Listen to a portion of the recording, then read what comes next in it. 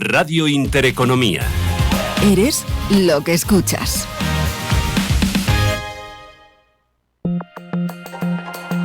La dirección de Radio Intereconomía no se responsabiliza ni comparte necesariamente las opiniones y consejos de sus colaboradores o las realizadas por terceros ajenos a este programa.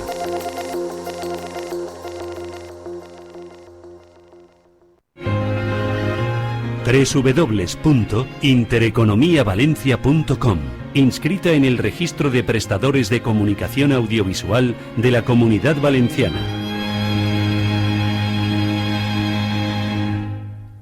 Estás escuchando Radio Intereconomía Valencia, 107.1 FM. Aquí comienza Mañana es tarde, con Juanfran Barberá.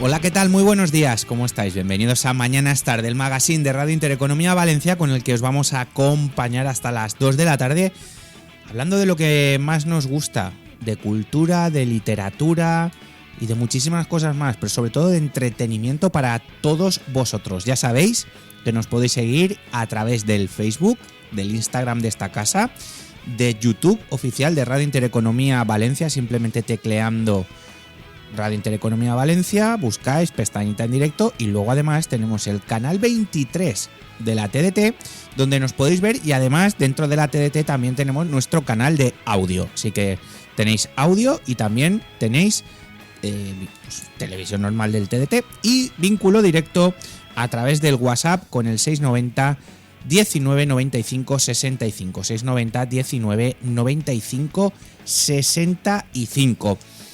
Como siempre, la realización y la producción a cargo de mi querida Atenea Sastre, ayudando también en labores de producción a José Luis Pichardo, Julio Madrigal, Ramón Ferrer y, por supuesto, la colaboración especial del director del Varadero y el flamero Paco Barea. Con todo esto, Atenea Sastre, muy buenos días. Buenos días. ¿Qué tal? Jueves ya. Sí, qué gallo me acaba de salir. A mí también, es que estamos de gallito. Bueno, hay que dar las gracias.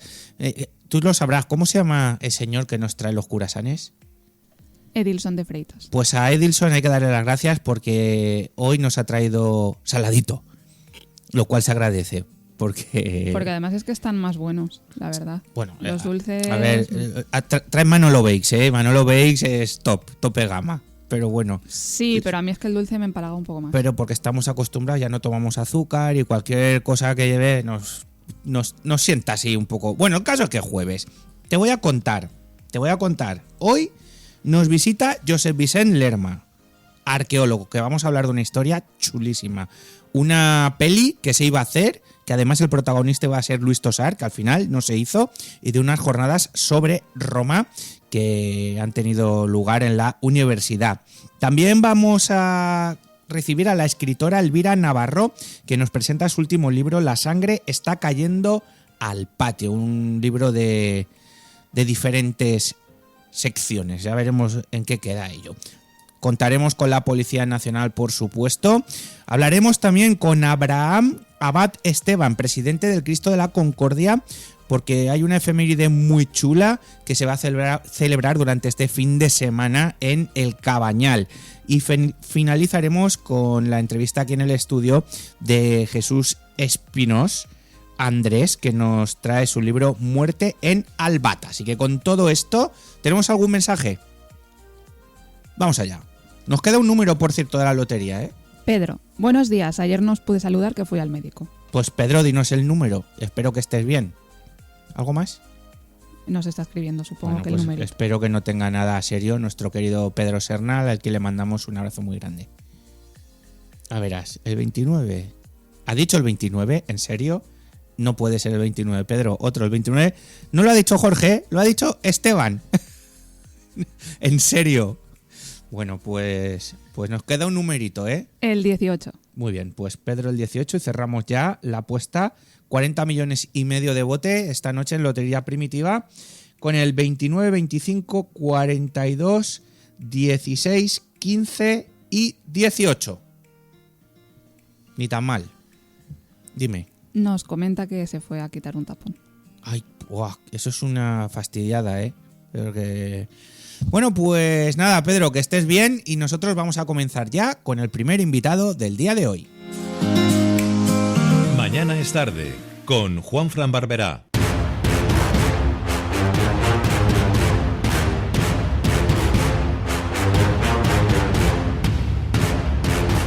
Música romana, porque durante siglos la figura de Décimo Junio Bruto ha oscilado entre la historia y la leyenda. El general romano que cruzó el río Limia para demostrar que no era el mítico Lete, el río del olvido, y que se ganó el sobrenombre de Galaicus por sus campañas contra los pueblos celtas del noroeste peninsular. Su historia iba a ser llevada por primera vez al cine en una ambiciosa producción gallega impulsada por Luis Tosar, nada más y nada menos, y un equipo científico que buscaba garantizar la fidelidad histórica. Hoy vamos a hablar de todo aquello que ocurrió con el arqueólogo Josep Vicent Lerma y para profundizar también en el contexto real de esta figura y en los retos que hubiese tenido el trasladarla al cine. Josep Vicent, bienvenido. Muchas gracias, buenos días. Buenos días, ¿cómo estás? Muy bien, encantado de acompañaros. Oye, cuando Paco Varia me propuso el tema, me quedé flipado. Y me trajo el recorte de hace 15 años, nada más ni nada menos. En efecto, tuvo forma de un artículo de prensa en su día que se titulaba "Y Luis Tosar fundó Valentia". Tenía pues un sentido un tanto provocativo, pero explicaba bien el contexto y realmente vino a formalizarse por las noticias que llegaban por los medios de comunicación de una superproducción audiovisual de la televisión gallega vinculada con la figura del cónsul romano Décimo Junio Bruto, que tiene mucho que ver con nuestra propia ciudad. Como decía en la introducción, es una figura, la de Décimo Junio Bruto, que a caballo entre la historia y la leyenda, ¿no? Desde un punto de vista arqueológico, ¿qué sabemos con certeza sobre él y sobre sus campañas y qué influencia tuvo en Valencia? Bueno, es una buena pregunta. Es decir, Décimo Junio Bruto, no hay ninguna duda de que es un personaje histórico. Es un personaje histórico bien documentado, bien conocido en la historia de Roma, y la relación con Valencia viene sobre todo de los escritores latinos, sobre todo de Tito Livio. Entonces, en los resúmenes de la historia romana de Tito Livio, menciona la fundación de Valentia precisamente por el cónsul Décimo Junio Bruto. Este personaje es muy interesante porque en realidad su ámbito de actuación política era la Hispania ulterior, es decir, las zonas al oeste de la península ibérica. Y aprovecho para señalar que tuvo mucho que ver con la fundación de otra gran ciudad de la península ibérica, que es Olisipo, es decir, la capital de Portugal, Lisboa. Es decir, Décimo Junio Bruto no solo fundó Valencia, sino que fundó también Lisboa. Es decir, que tenemos ahí un nexo de conexión, de nacimiento, dos grandes ciudades de la península ibérica que convendría aprovechar más. Además de esto, las fuentes nos hablan de que sus actuaciones en la zona de esta Hispania ulterior, el hecho más llamativo fue su actuación y sus guerras con poblaciones de tipo céltico, con los Galaeci, los antecedentes, los abuelos de los actuales gallegos. Y el hecho más llamativo fue efectivamente, como habéis recordado, el paso del río Letes que en la antigüedad se consideraba el río del olvido. Se ha identificado con el río Limia, en los límites de Galicia.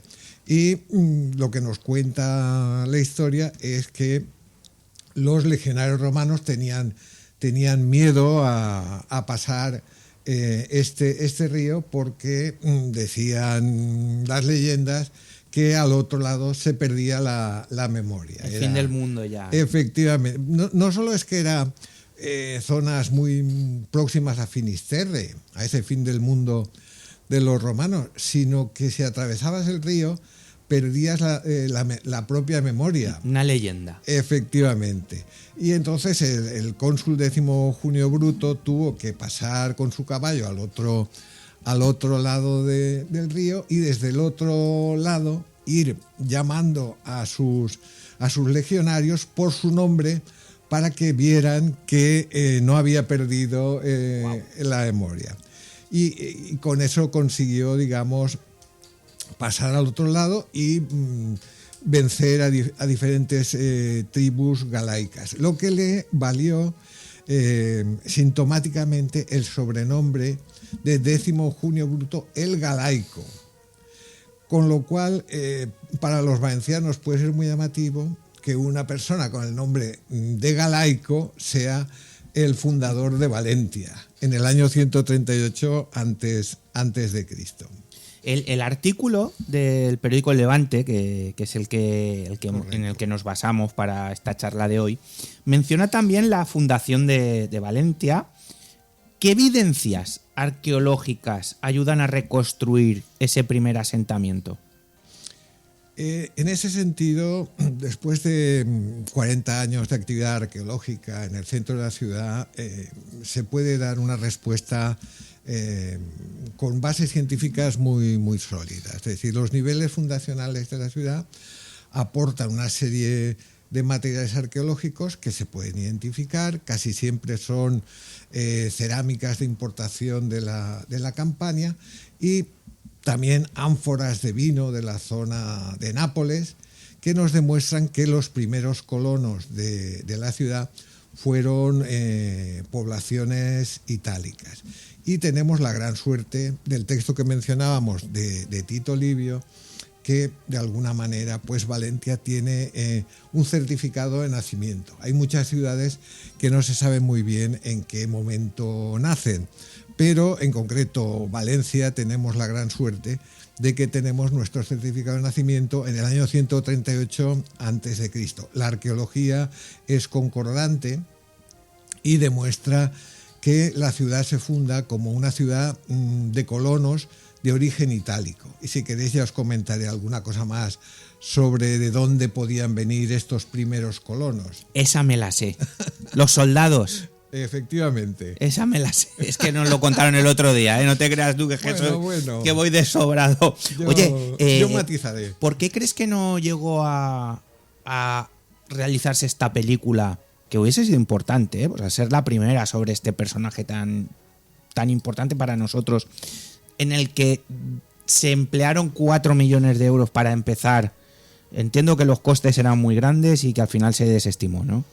No conozco las entretelas económicas de la producción. Sé que estaba vinculado a la televisión autonómica gallega. Estamos hablando de hace 14 años, 2011. Lo único que me puede sugerir es que era un momento, si recordáis, de crisis económica importante y sobre todo inmobiliaria, y que no se recuperó hasta posteriormente. Pero la decisión de llevar adelante la producción o no, lo desconozco en última instancia.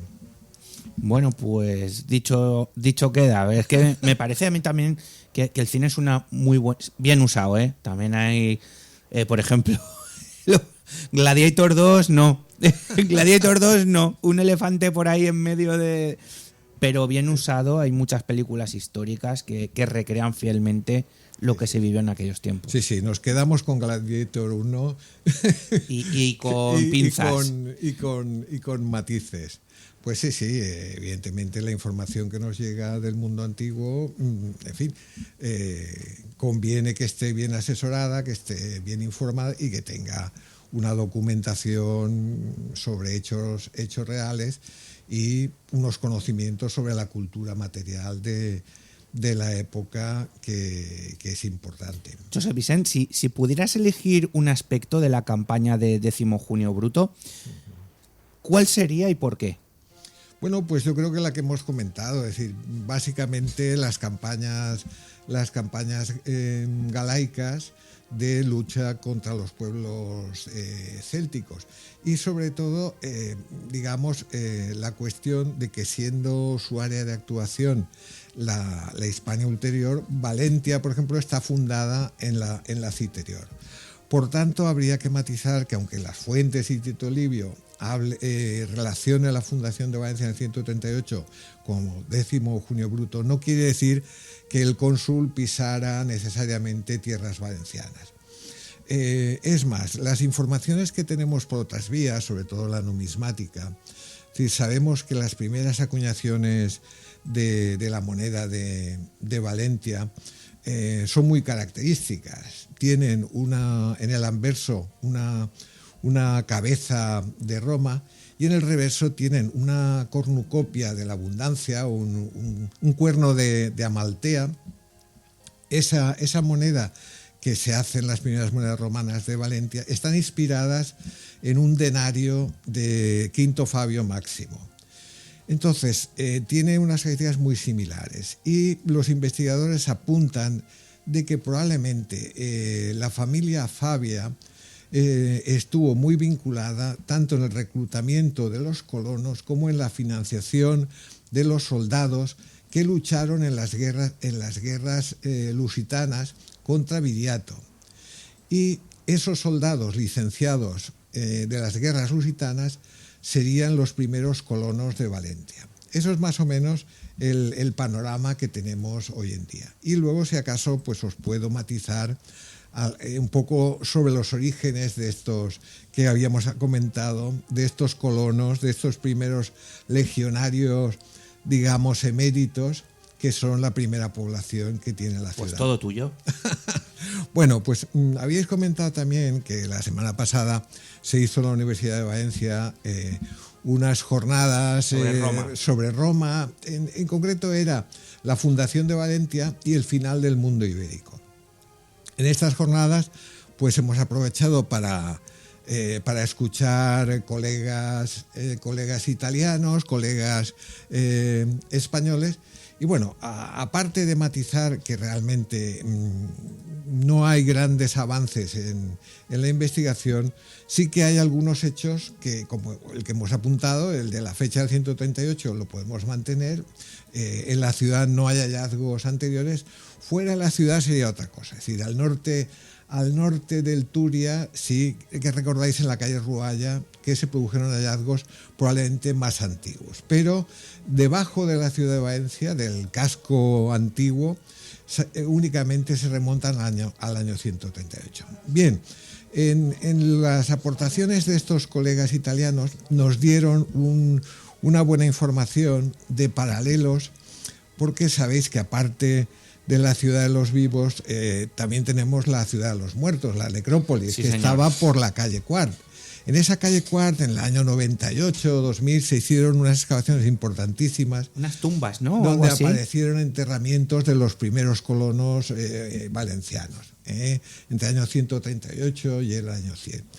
Y esas tumbas tenían unas características muy especiales y muy distintas a las demás, porque estaban excavadas en cámara lateral. Tenían una cámara lateral, es decir, se hacía la fosa y en un lateral se excavaba una cámara con un banco corrido donde se depositaba el enterramiento y tenían también un ritual asociado. Muchas veces aparecían con ánforas grecoitálicas, incluso con unas piezas que llaman estrígilos, que son las piezas que se gastan en la palestra para retirar los aceites y demás.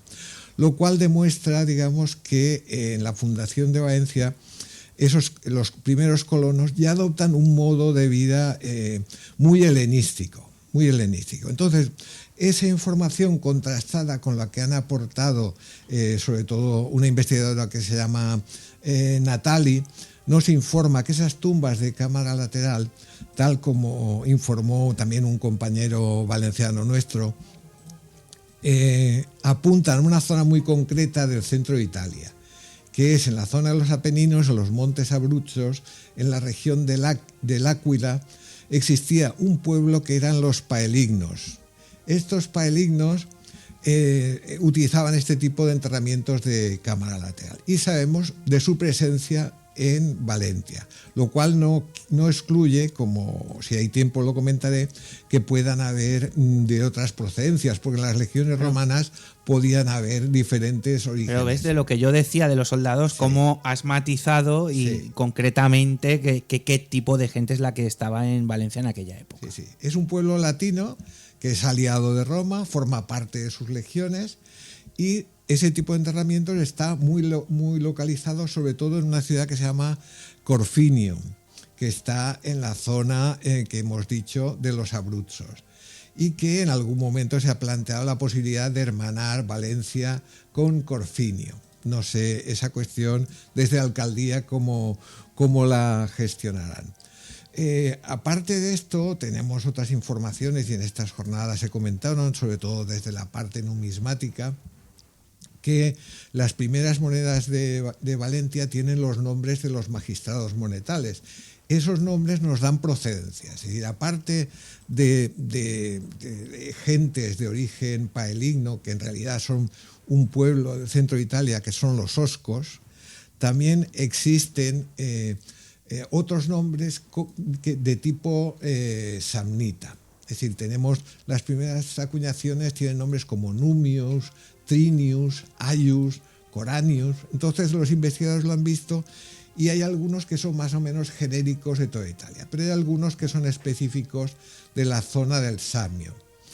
Y recordar también que esas mismas monedas, el antecedente de la moneda de Valencia se encuentra en una ciudad que se llama Vibo Valentia, que está en Calabria. Por tanto, el debate de los fundadores de Valencia, yo creo que está bastante acotado en el sentido de que sabemos la fecha, sabemos el contexto histórico, sabemos que son itálicos y se puede asegurar que habían poblaciones centroitálicas, pero también hay que añadir que eso no excluye que hubieran otro tipo de contingentes de las poblaciones del Samnio, de Campania, incluso de otros lugares. La composición de las legiones parece que era ciertamente heterogénea y quien reunía a esas tropas eran precisamente la familia de los Fabios, que es el que os hablaba antes, de Quinto Fabio Máximo, que están muy vinculados con las guerras lusitanas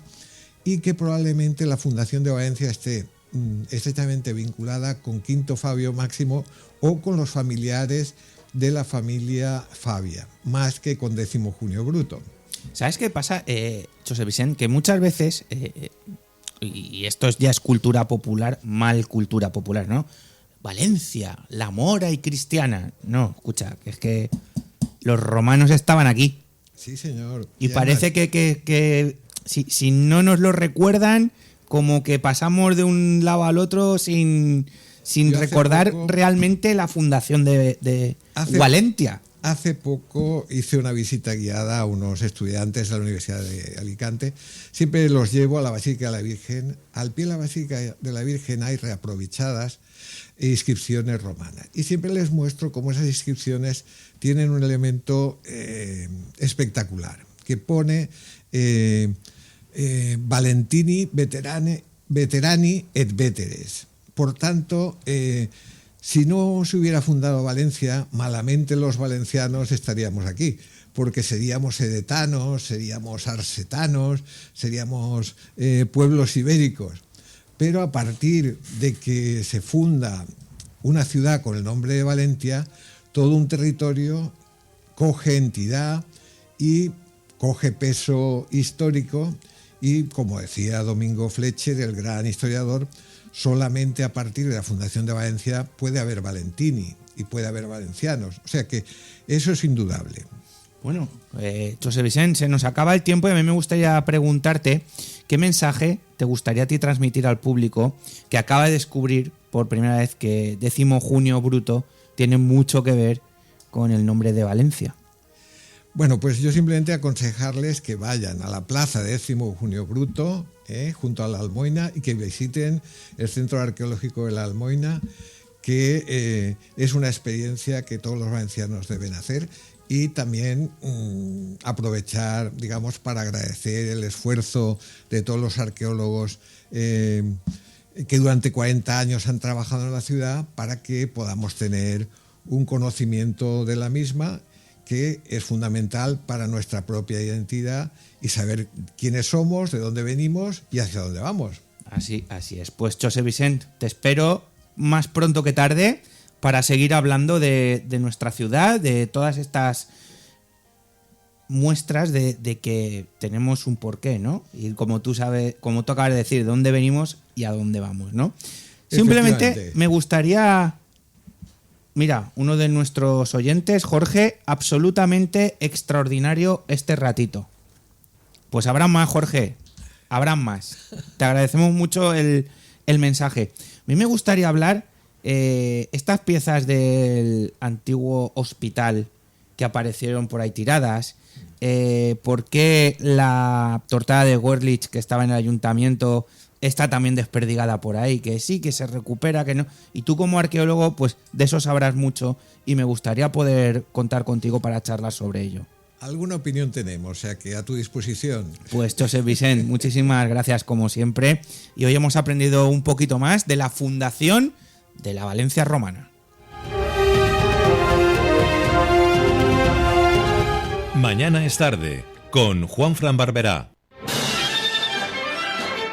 ¿Te gustan las bandas sonoras? Ciudad de las Estrellas es el programa en el que escucharemos las bandas sonoras de tus películas favoritas de ayer, hoy y de siempre. Ciudad de las Estrellas, donde las bandas sonoras son las grandes protagonistas. Sábados y domingos a las 10 de la mañana en Radio Intereconomía Valencia. Presenta y dirige Ramón Ferrer.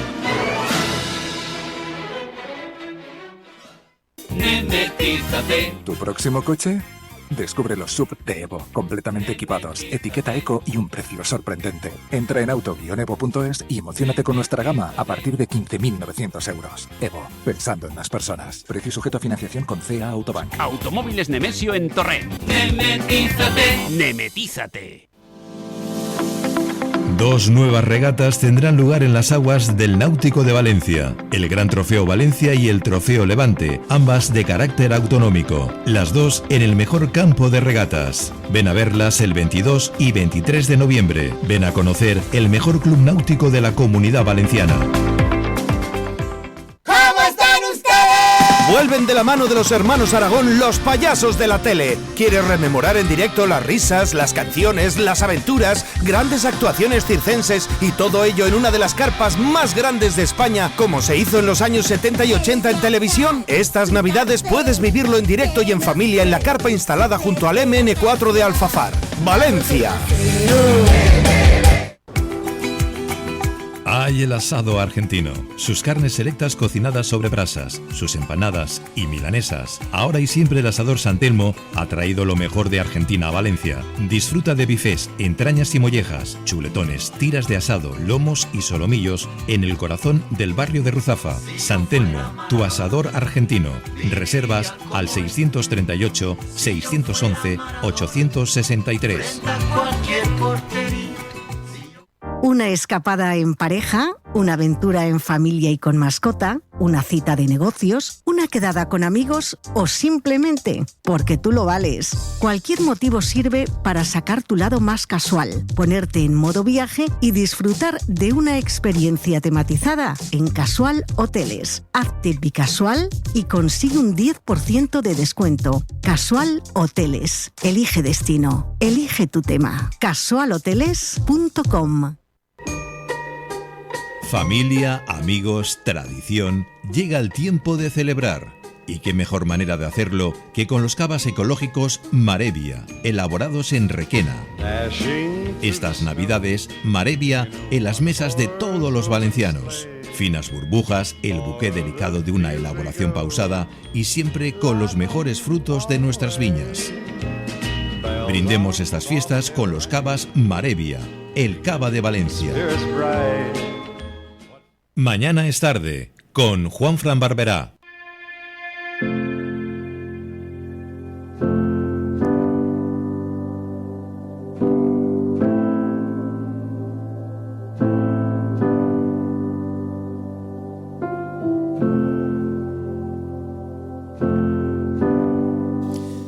Continuamos en Mañana es tarde, después de este ratito hablando de Roma y de la Fundación de Valencia con Josep Vicent Lerma.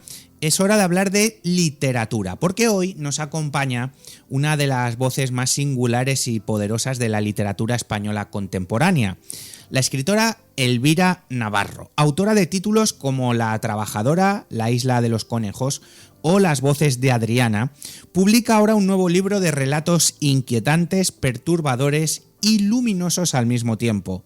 Se titula La sangre está cayendo al patio.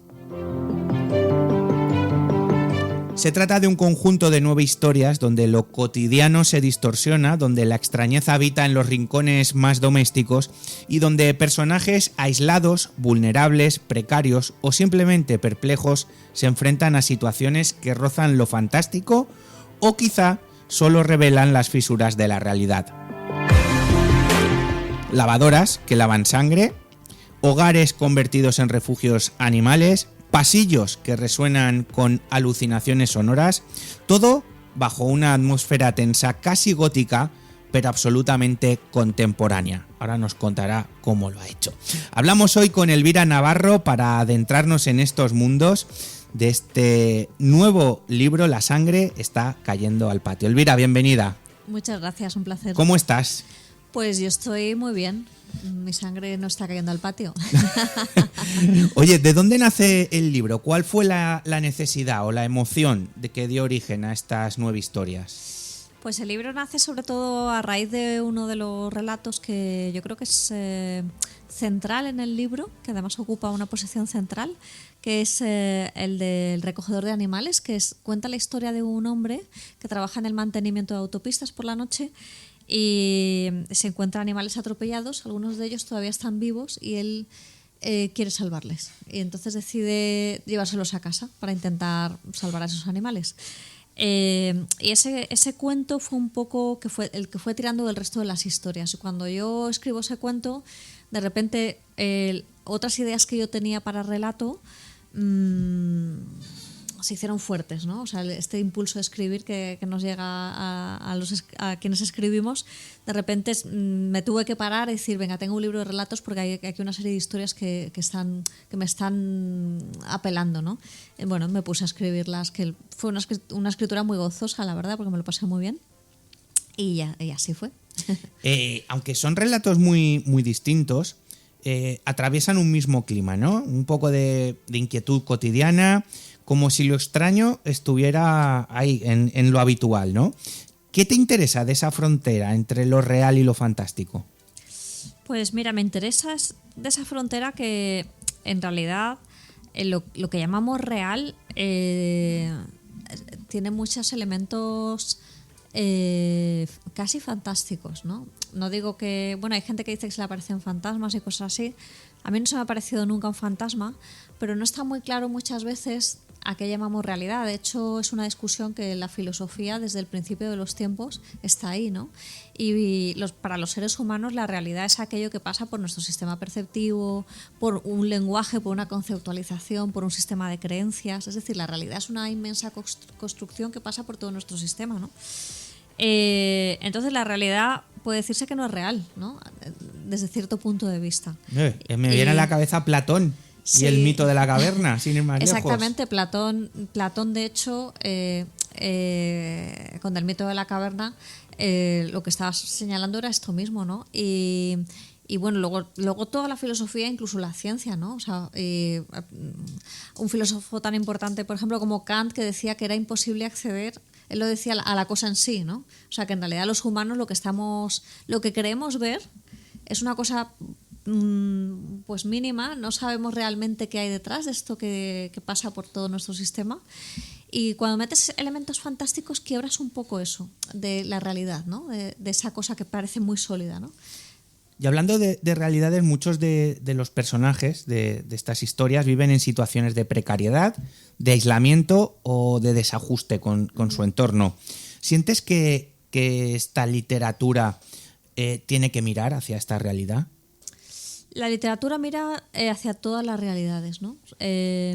Porque la literatura lo que es un diálogo con aquello que está con nuestra propia experiencia humana, que es infinita. Hay tanta experiencia como seres humanos.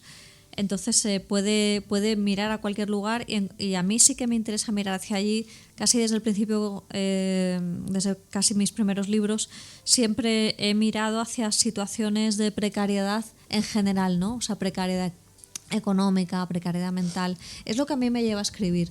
¿Por qué? No tengo una explicación. No te nace digo, así. Me nace así. O sea, no me da por escribir de otros temas. A lo mejor dentro de, qué sé yo, 5 años ya estoy. Pero eso está muy bien porque es tu marca personal. A mí, por ejemplo, salvando las distancias, cuando un músico o un compositor, no, es que he cambiado mi estilo. No, es que entonces ya no eres tú, porque tú tienes tu estilo. No sé, otra cosa es que quieras explorar en otros ámbitos, pero tu marca, tu estilo de escritura es esta, ¿no? Pues en general sí. O sea, yo creo que además cualquier artista, es verdad que tenemos un estilo. Es verdad que a veces se hacen exploraciones porque no va a estar haciendo siempre lo mismo.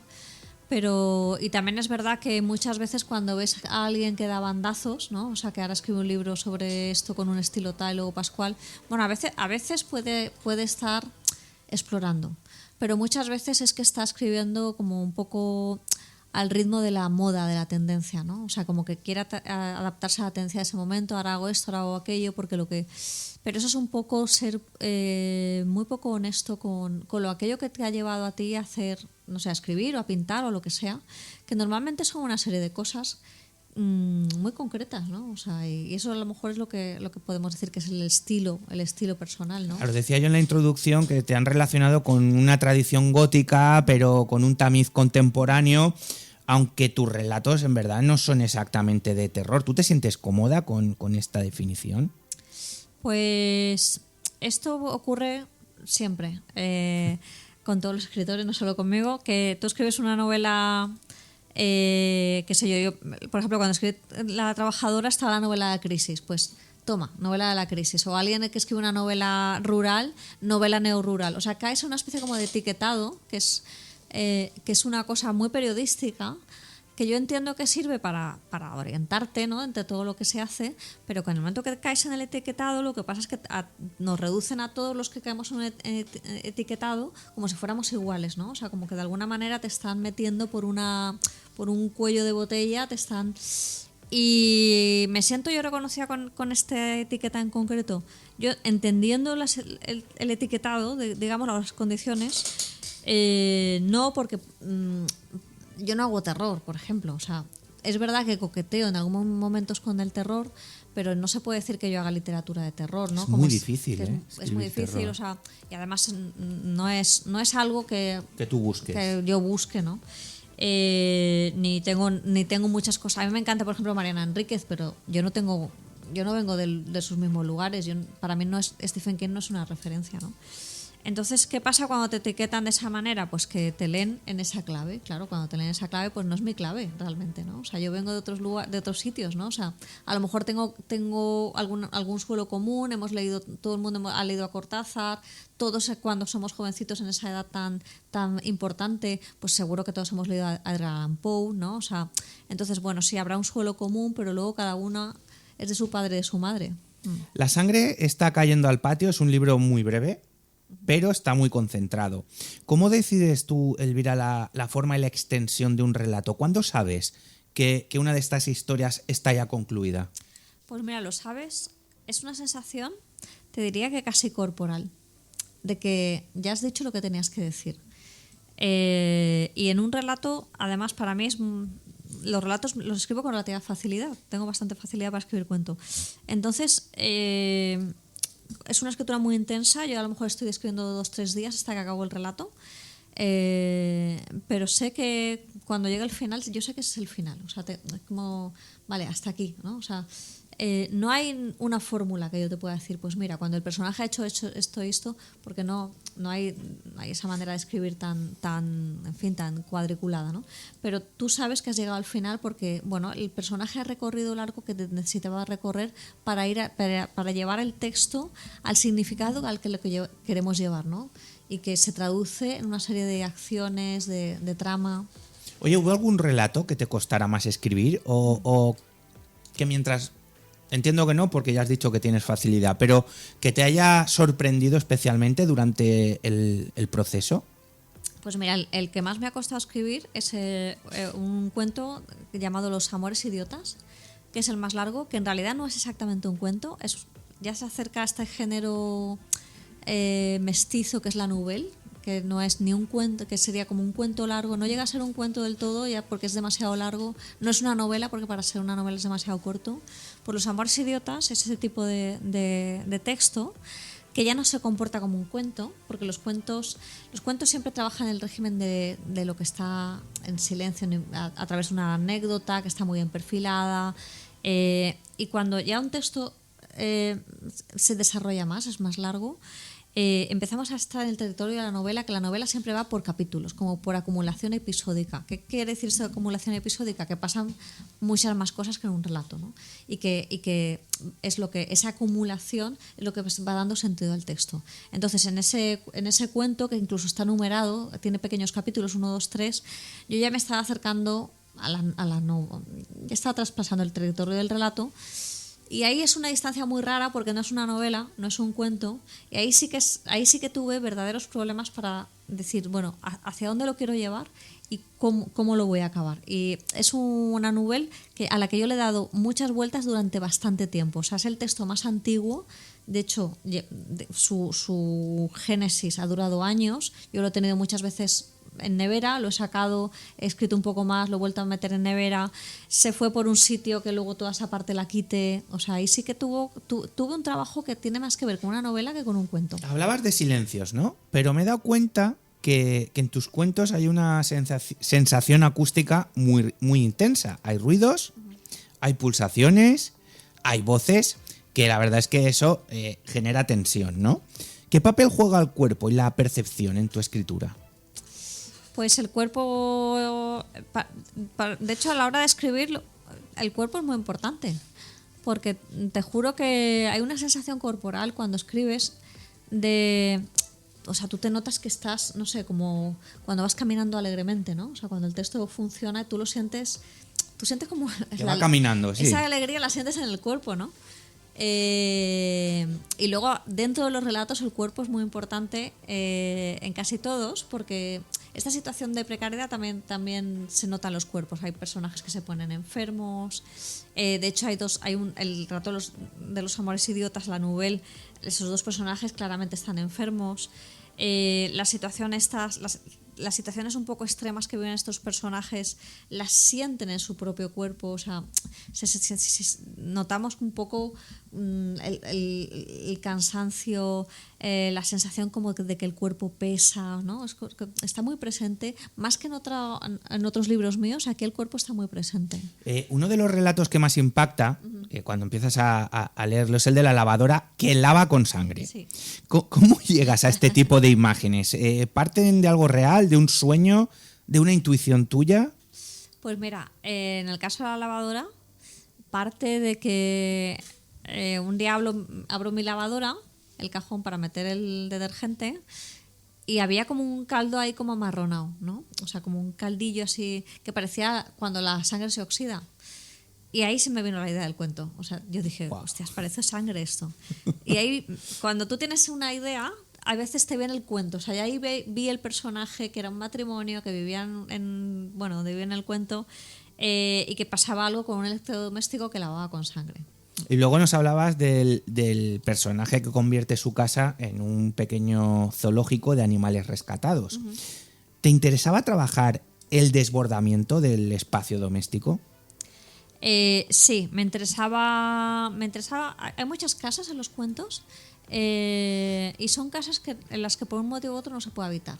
En el caso del cuento que mencionas, el recogedor de animales, obviamente si tú empiezas a meter animales en casa, la casa se vuelve inhabitable, ¿no? O sea, porque las Evidente. casas no están pensadas para meter. A lo mejor puedes tener un perrito, ¿no? Un gatito, pero no están pensadas para mucho más, ¿no? Entonces este señor se tiene que mudar a otro sitio donde poder meter a sus animales, además donde se muda es una especie como de chabola rara, pero no es solo el único lugar inhabitable, también hay un chalet al que se muda una pareja, que el chalet está a medio construir porque se les acaba el dinero y no tienen dinero para acabar la parte de arriba, y viven la parte de abajo, está ya la pandemia, no han podido apenas comprar muebles y viven como si fuera una casa que la sensación que tienen al final no es una casa en construcción, sino que parece que sea una ruina, ¿no? O sea, luego hay otro cuento, El ramito de violetas, donde hay una chica que se queda sin dinero y tiene que empezar a vender todo lo que hay en su casa, con lo cual la casa empieza a desaparecer, ¿no? Porque empieza en fin, todo lo que la puebla empieza a ser vendido. Entonces, me interesaba mucho este tema de las casas, de los lugares que no podemos convertir en hogar, ¿no? Que además me parece algo muy contemporáneo ahora mismo, porque hay un problema con la vivienda tremendo y la gente se está metiendo en cuchitriles absolutos y en sitios que realmente no al final son hogares muy precarios. Lo que era una tienda de una verdulería ahora es un bajo. O sea, ahí se están convirtiendo en casas. Sí. Podríamos decir que las casas juegan un papel y influyen en las historias que ocurren en este libro. Sí, porque son casas que están reflejando todas las dificultades que tienen los personajes, ¿no? O sea, aquí los espacios, en fin, en general, en toda la literatura los espacios reflejan el sentido de los personajes, pero aquí muy especialmente porque muchas veces son las propias casas. Por ejemplo, en el cuento este donde la pareja se muda a un chalet en construcción, ahí es la propia casa, la sensación esta de esto que es, esto no es un hogar, la que al final acaba generando el conflicto. En tus libros anteriores, ya hemos hablado de ellos, ¿tú dirías que este libro continúa la línea de tus libros anteriores? ¿Supone un cambio respecto a estas obras? Creo que por un lado continúa la línea, porque bueno, hay temáticas que cualquiera que me haya leído va a reconocer, o sea, la temática del espacio, de los espacios, de la precariedad, de los personajes que están un poco locos, ¿no? Las situaciones un poco extremas, que a mí todo eso me gusta mucho. Y por otro lado, para mí este libro, yo siento que es un libro muy maduro, y eso sí que quizás sea distinto desde luego de mis primeras obras, porque cuando empiezas a escribir todavía te estás explorando como escritora, y además, bueno, te exploras como escritora toda tu vida, ¿no? Mientras escribes, pero al principio no sabes muy bien cómo estás escribiendo los libros, y yo ahora sí que siento que tengo dominio de mi herramienta, ¿no? O sea, eso no quiere decir que escribas mejores libros, ojo. Pero no reniegas de lo que hacías al principio. No reniego. Es que aquí hemos conocido a gente que ha reescrito porque es que me da vergüenza. Pero, hombre, pero habrá que ver la evolución, ¿no? Si no, no tiene gracia. Sí, bueno, hay veces que lo que has publicado es verdad que está... Yo no tengo un libro tan vergonzoso. Por ejemplo, a mí mi primer libro me sigue gustando, La ciudad en invierno. Me parece que es un libro que está... Yo lo releo y me gusta. Digo, oye, esto es un buen libro, ¿no? Pero, por ejemplo, esos son relatos que yo escribí como intuitivamente, sin saber muy bien qué estaba haciendo. Y aquí, sin embargo, o sea, tengo como mucha claridad, porque como ya lo he hecho muchas veces, ya sé dónde voy, ¿no? Y eso te da seguridad en la escritura. Para la gente que nos esté escuchando, que les gusta la lectura, que aún no se han acercado a tu libro o a tu obra, ¿cómo describirías la experiencia de leer estos relatos? ¿Qué atmósfera van a encontrar y qué les recomienda cómo deben de leerlo? Pues yo creo que lo deben de leer esperando disfrutarlos. Yo creo que es un libro muy disfrutable, a pesar de que es un libro que trata situaciones muy duras, es un libro muy disfrutable porque es muy intenso. O sea, tú te metes en la problemática del personaje, esto ya me lo han comentado muchos lectores, e incluso aunque la situación sea tan difícil, la experiencia de lectura siempre es meterte en una problemática, igual quien ve una película y se mete en la problemática de la película, ¿no? Y lo estás sufriendo y lo estás gozando, ¿no? O sea, y en ese sufrimiento hay gozo. Pues yo creo que el libro La sangre está cayendo al patio, ese fenómeno se produce. Son 8 relatos y un bonus track, sí, que es este que está ahí, casi relato, medio novela, medio relato. es como un CD de los buenos, con 9 temazos. Bueno, claro, por supuesto, hay que sacar buenos CDs, ¿no? Oye, ¿qué te gustaría a ti que resonase cuando este libro cumpla ya 4 o 5 años? Pues me encantaría que el libro, cuando cumpla 4 o 5 años, se siguiera leyendo. No sé qué me gustaría que resonase, pero desde luego, o sea, ahora lo que está ocurriendo con los libros es que se saca tantísimo libro, pero tantísimo, es que es increíble, o sea, es inabarcable, que un libro se siga leyendo una vez que pasa su momento es cada vez más difícil. Y a mí lo que realmente me gustaría es que dentro de 5 años el libro siguiera leyéndose y siguiera gustando y siguiera diciendo cosas sobre la realidad, porque significaría que es un buen libro. Y tú a seguir en tu línea de demostrar realidades. Yo de momento sí. A ver. Me parece perfecto. Sí. Pues Elvira, yo te espero aquí con el siguiente, ¿eh? Pues oye, yo encantada de volver. Elvira Navarro, muchas gracias por acompañarnos, por este libro que, sin necesidad de grandes artificios ni grandes campañas de marketing, nos recuerda que la extrañeza y a veces el miedo está mucho más cerca de lo que creemos. La sangre está cayendo al patio. Ya está disponible en librerías de Random House. No os lo perdáis, y desde aquí, desde Mañana es Tarde, le damos la enhorabuena y las gracias por estar aquí hoy a Elvira Navarro. Muchísimas gracias. Un abrazo muy grande, Elvira, que vaya muy bien. Gracias. Nosotros hacemos un alto en el camino, nos vamos al informativo y a la vuelta continuamos aquí en Mañana es Tarde.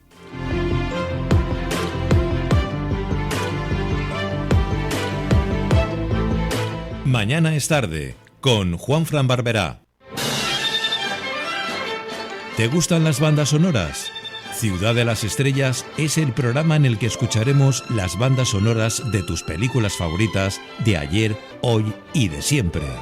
Ciudad de las Estrellas, donde las bandas sonoras son las grandes protagonistas. Sábados y domingos a las 10 de la mañana en Radio Intereconomía Valencia. Presenta y dirige Ramón Ferrer. Nemetízate. ¿Tu próximo coche? Descubre los SUV de Evo, completamente equipados, etiqueta eco y un precio sorprendente. Entra en auto-evo.es y emocionate con nuestra gama a partir de 15.900 euros. Evo, pensando en las personas. Precio sujeto a financiación con CA Autobank. Automóviles Nemesio en Torrent. Nemetízate. Nemetízate. 2 nuevas regatas tendrán lugar en las aguas del Náutico de Valencia, el Gran Trofeo Valencia y el Trofeo Levante, ambas de carácter autonómico, las dos en el mejor campo de regatas. Ven a verlas el 22 y 23 de noviembre. Ven a conocer el mejor club náutico de la Comunidad Valenciana.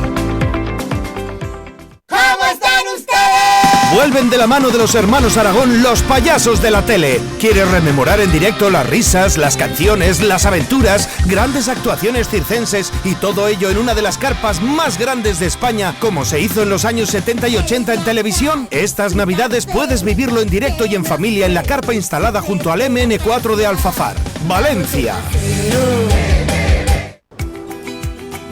Hay el asado argentino, sus carnes selectas cocinadas sobre brasas, sus empanadas y milanesas. Ahora y siempre el Asador San Telmo ha traído lo mejor de Argentina a Valencia. Disfruta de bifés, entrañas y mollejas, chuletones, tiras de asado, lomos y solomillos en el corazón del barrio de Ruzafa. San Telmo, tu asador argentino. Reservas al 638 611 863. Familia, amigos, tradición, llega el tiempo de celebrar. Y qué mejor manera de hacerlo que con los cavas ecológicos Marevia, elaborados en Requena. Estas navidades, Marevia en las mesas de todos los valencianos. Finas burbujas, el buqué delicado de una elaboración pausada y siempre con los mejores frutos de nuestras viñas.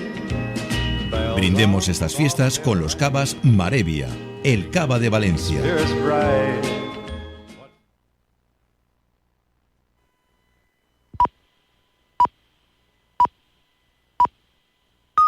Es la 1 de la tarde, las 12 en Canarias. Radio Intereconomía. Boletín informativo. Buenas tardes. La economía alemana se mantuvo estable en el tercer trimestre del año según el Bundesbank, que afirma, sin embargo, que la producción económica podría aumentar ligeramente en el cuarto trimestre a medida que los efectos de los aranceles de Estados Unidos disminuyan y la industria de servicios envíe impulsos de crecimiento positivos. En cuanto a la inflación, se sitúa en el 2,1% en el tercer trimestre y el Bundesbank prevé que se mantenga ligeramente por encima del objetivo del 2% en los próximos meses. El Banco Central alemán advierte además de que los ratios de déficit y deuda aumentarán significativamente. Así establece que la ratio de deuda estará por encima del 2% este año, por encima del 3% en 2026 y probablemente por encima del 4% a partir de entonces. Datos económicos a los que miran unos mercados que celebran este jueves las cuentas de Nvidia. El gigante tecnológico ha superado las expectativas del mercado y mejorado previsiones para el próximo trimestre. Resultados que despejan además las dudas que tenía el sector vinculadas a la inteligencia artificial. Los inversores ignoran por el momento las preocupaciones sobre la posibilidad de que la burbuja de la IA estalle pronto. Araceli de Frutos, asesora del fondo Alaje Inversiones. Pues sorprende al alza, ¿no?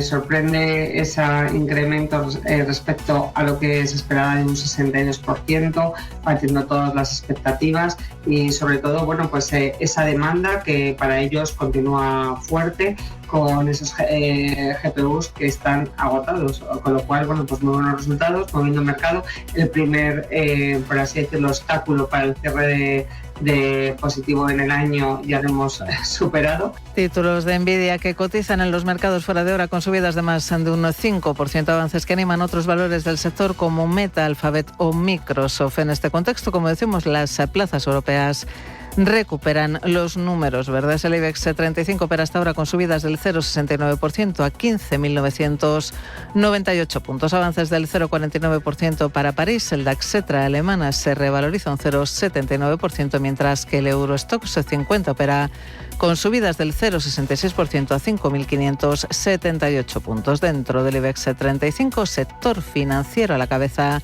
de los avances, en especial CaixaBank, que sube un 2,97%. Entra dinero con fuerza también en el Sabadell, que se revaloriza un 2,12%, y en Bankinter, que opera con subidas del 2,05%. En negativo, 8 cotizadas, la más penalizada a esta hora, Amadeus, que se deja un 1,32%, recortes similares del 1,3% para Acciona. En el mercado de divisas, el euro corrige frente al dólar, abajo un 0,21%, se compra y vende a esta hora a 1,1514 dólares. En el mercado de materias primas sube el barril de referencia en Europa, el Brent arriba un 0,93%, 64 dólares 10 centavos. Y el Tesoro Público ha adjudicado 4.291 millones de euros en la subasta de obligaciones a 7, 10 y 30 años, con un aumento del interés en las dos primeras denominaciones. En obligaciones a 10 años y con un cupón del 3,2% ha colocado 2.246,44 millones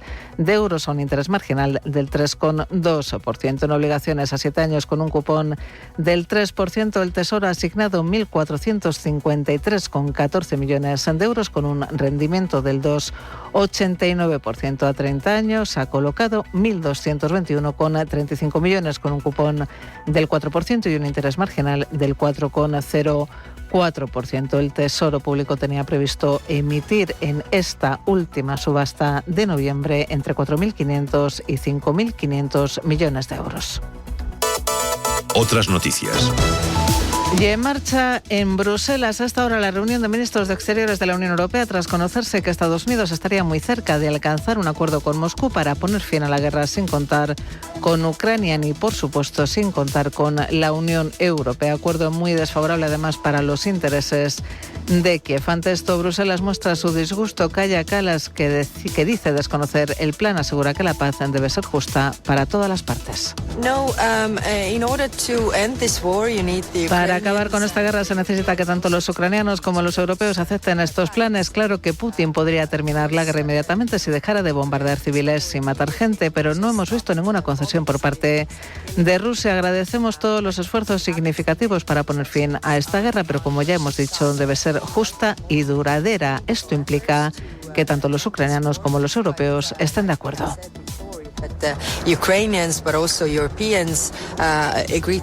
Aunque ni Estados Unidos ni Rusia han confirmado oficialmente que estén negociando en la sombra este plan de paz, desde Bruselas critican el borrador filtrado. Algunos medios hablan incluso de 28 puntos con exigencias muy duras para Ucrania, como la de ceder territorio o la de reducir su ejército sin que aparentemente Rusia haga concesiones equivalentes. El gobierno español se desvincula de este plan y pide que cualquier idea de paz pase por la soberanía ucraniana. José Manuel Álvarez, ministro de Exteriores.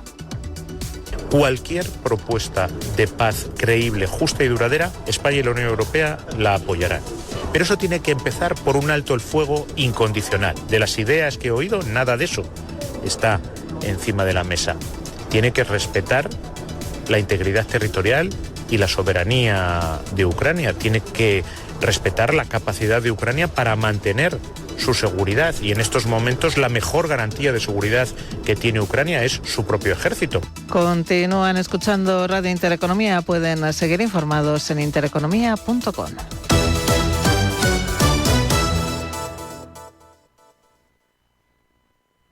Los viernes a las 10 de la noche nos visita un gato, el Gato Gourmet. En Radio Intereconomía, Andrés Sánchez Magro presenta una guía semanal gastronómica, enológica, de restaurantes, literaria, musical y con todos aquellos ingredientes para cocinar la buena vida. El Gato Gourmet, con el patrocinio de Marqués de Riscal, mejor viñedo del mundo 2024. La dirección de Radio Intereconomía no se responsabiliza ni comparte necesariamente las opiniones y consejos de sus colaboradores o las realizadas por terceros ajenos a este programa.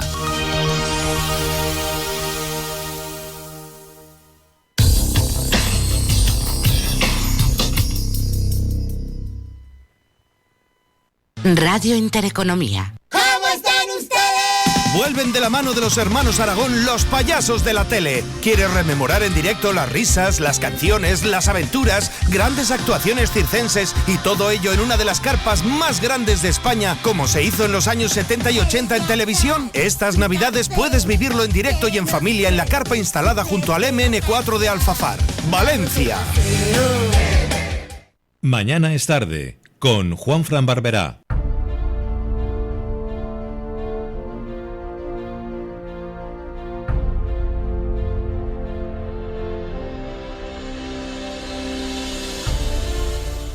Continuamos en Mañana es tarde, afrontamos la segunda hora de este jueves 20 de noviembre.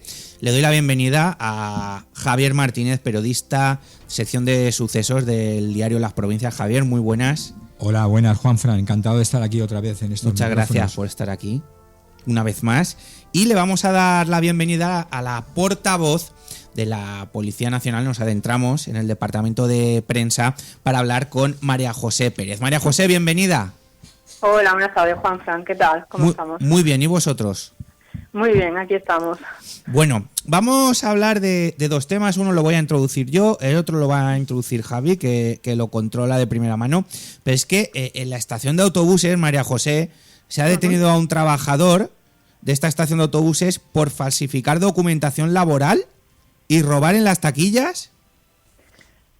A ver, se ha detenido por sustraer 1.850 euros en total del interior de las taquillas, de una de las taquillas, y apropiarse de una mochila. Fíjate. Que había también, llevaba 500 euros. Entonces, pues se ha detenido a esta persona porque, claro, él tenía acceso a lo que son las llaves de las consignas, y aprovechando y que se había percatado de que habían depositado en una de ellas dinero, y pues tenía el acceso y aprovechó un momento y sustrajo el dinero. Y luego, posteriormente, también se apropió de una mochila de otro hombre que estaba durmiendo en ese momento en los asientos de allí de la estación, y claro, en el interior llevaba 500 euros. Entonces, pues por todo esto, pues hubo una denuncia, se identificó y se detuvo a esta persona por los delitos de robo con fuerza y hurto, y de momento se continúan también las investigaciones porque lo mismo también hay más detenidos, aparte de este trabajador. Claro, normalmente todas estas investigaciones, cuando hay un supuesto ladrón, ¿no?, que sustrae objetos de valor o lo que sea, la policía continúa las investigaciones por si hay más implicados o por si hay un receptador, ¿no?, que puede vender los objetos robados. No sé si nos puedes comentar algo más, María José. Pues porque puede haber también más víctimas. A ver, estas son las que han denunciado, pero a lo mejor hay 2 casos, pero salen más. Claro. A raíz de estas denuncias, pues se sigue investigando, porque lo mismo si lo ha hecho 1 y 2 veces en este caso, puede ser que lo haya hecho más veces. Entonces, pues se sigue investigando, sí. Y en este caso felicitar, ¿no?, a los compañeros de la comisaría del Distrito de Tránsitos, que han sido los que han realizado, han esclarecido y han detenido esta oveja negra, vamos. Porque un empleado de la estación de autobuses... Claro, lo que yo quería preguntar, que no tenía... ¿La consigna era de trabajadores o es la consigna donde tú puedes dejar tus cosas allí? No, es la consigna donde tú puedes ir vas a viajar y mientras a lo mejor pues dejas tus pertenencias porque te vas a tomarte un café o a comer y no quieres ir con tus pertenencias, con la maleta o la mochila o lo que quieras.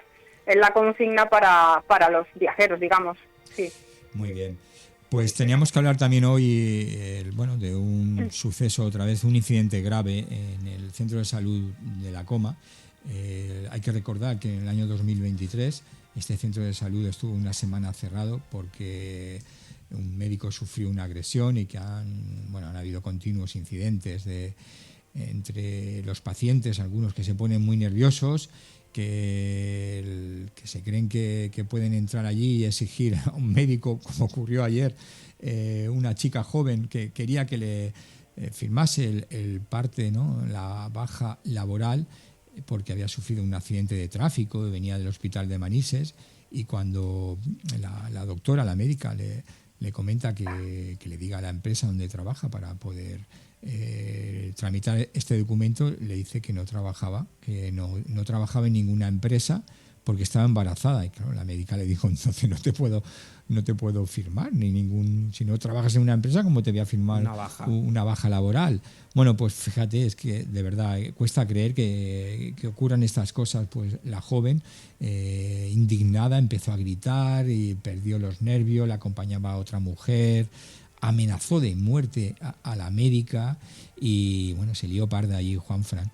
El caso es que rápidamente llamaron a la policía, acudieron varias patrullas de la Policía Nacional de Paterna y de la policía local, y coincidieron allí. Ya se había ido la joven embarazada, pero también se acudió al lugar la madre de la joven embarazada, que estaba también discutiendo con los sanitarios, en concreto con otra médica, no a la que había amenazado a su hija, sino otra médica que había salido para mediar, para intentar explicarle a esa mujer que no se podía firmar una baja médica de una persona que no está dada de alta en la seguridad social.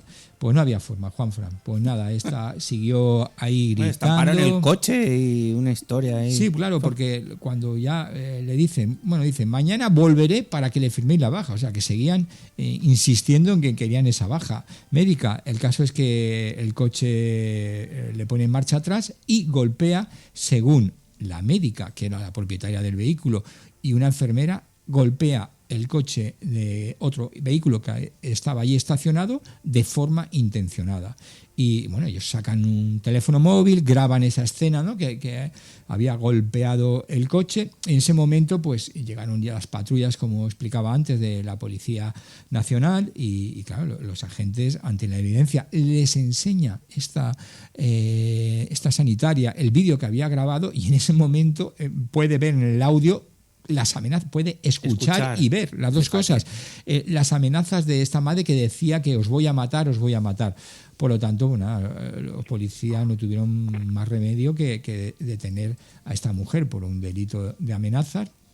La trasladan a la comisaría ya la contamos la segunda parte, pero yo voy a hacer aquí un paréntesis porque me gustaría, María José, que nos explicara. Hay una figura de interlocutor sanitario, ¿no?, dentro de la policía. Sí, el interlocutor policial sanitario es una figura que apareció de creación en el año 2017 por la Secretaría de Estado de Seguridad sobre medidas policiales a adoptar frente a agresiones a profesionales de la salud. Y es la figura que tanto Policía Nacional como Guardia Civil tenemos que son el cauce de comunicación con los responsables de los centros sanitarios. El interlocutor policial sanitario lo que hace es coordinar, desarrollar y ejecutar las actuaciones relacionadas con cualquier manifestación de violencia o intimidación a personal sanitario. El interlocutor sanitario nuestro lo que hace también es que hay cursos de formación para sanitarios para que en caso de agresión, qué es lo que tienen que hacer.